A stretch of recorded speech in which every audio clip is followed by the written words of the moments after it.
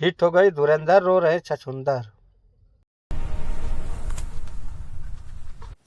हजरात हजरात हजरात, मैं अभी 4 घंटे तक अफीम खा के आई हूँ। जी हाँ, हिंसा की अफीम, नफरत की अफीम, वही अफीम जो करोड़ों लोगों को, करोड़ों भारतीयों को देने की कोशिश की जा रही है। हजरात हजरात हजरात, अगर ये नहीं भी बताती कि ये 4 घंटे तक हफीम खाकर आई है, तब भी हमें ऐसा ही लगता कि कोई तो सस्ता नशा इनके इकोसिस्टम ने और इन्होंने किया ही है। क्योंकि जिस प्रकार की ये बातें करती हैं, इससे ऐसा लगता है कि हजरात हजरात हजरात कुछ आर्टिफिशियल सब्सटेंस का सेवन तो जरूर हो रहा है।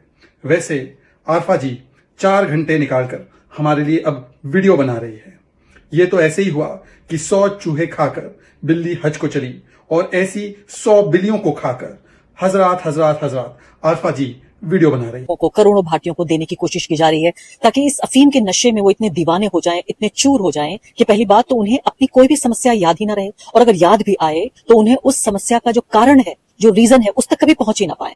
आरफा जी कहती है कि धुरंधर 2 इसलिए बनाई गई है ताकि लोग अपनी सारी समस्याएं भूलकर फिल्म देखें और इस नशे में खो जाए। आरफा जी, फिल्मों का काम एंटरटेनमेंट होता है।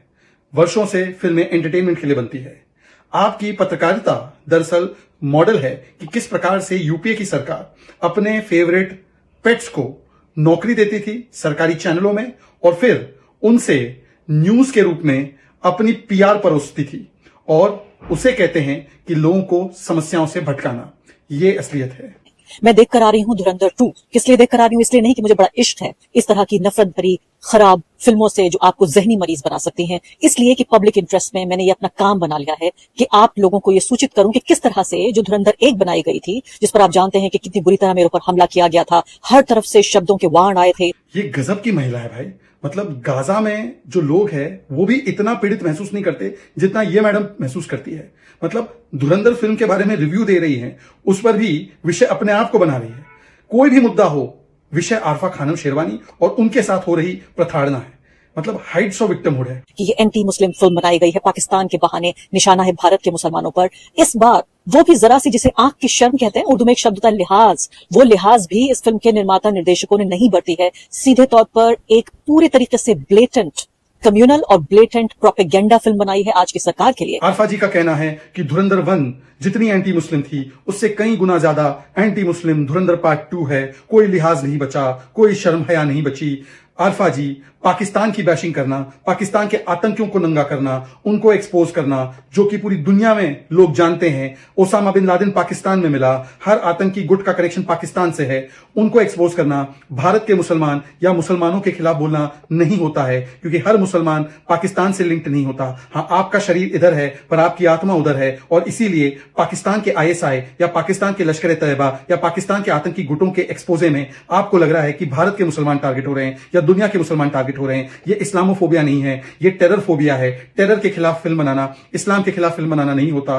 और इस्लामोफोबिया अगर आपको देखना है आरफा जी, तो देख लीजिए ना, पाकिस्तान ने बम गिरा गिराकर 400 अफगानिस्तान के बच्चों को और महिलाओं को मार दिया। पर आपका जो इस्लामोफोबिया वाला राग है वो तब पाकिस्तान के खिलाफ नहीं निकला, क्योंकि पाकिस्तान मुसलमानों को मारे या चाइना मुसलमानों को मारे या सऊदी यमन पर बम गिराए तो उसमें आपको कोई मुसलमान नजर नहीं आता, इस्लामोफोबिया नजर नहीं आता। मैं क्या बोलूं, आप किसी और नशे के शिकार हैं।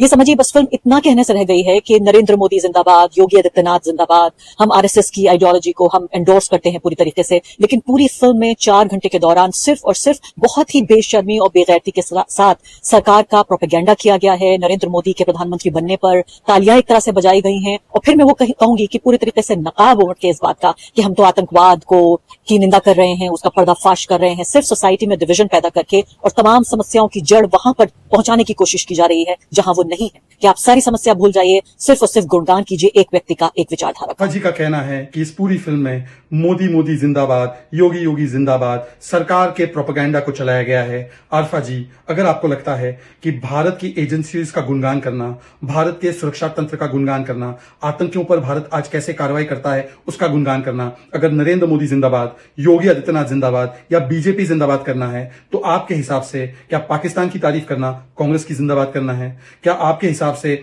आतंकवादियों की जिंदाबाद करना ये कांग्रेस पार्टी की जिंदाबाद करना है? ये कांग्रेस पार्टी का प्रोपेगेंडा है? तो आप कहना क्या चाह रही है? एक फिल्म बनी है जो भारत के हितों को और भारत की एजेंसीज का गुणगान करती है, तो वो बीजेपी का, मोदी का और योगी का प्रोपेगेंडा है। तो राहुल का प्रोपेगेंडा क्या है? पाकिस्तान परस्त फिल्म बनाना, पाकिस्तान की तरफदारी करना।